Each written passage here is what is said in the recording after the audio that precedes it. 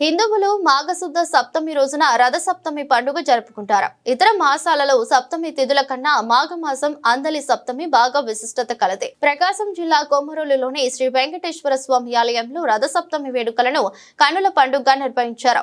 ఆలయ అధ్యక్షుడు దేవర రమేష్ కమిటీ వారి ఆధ్వర్యంలో విశిష్ట పూజ కార్యక్రమాలను ఈ వేకువజాము నుంచే నిర్వహించారు.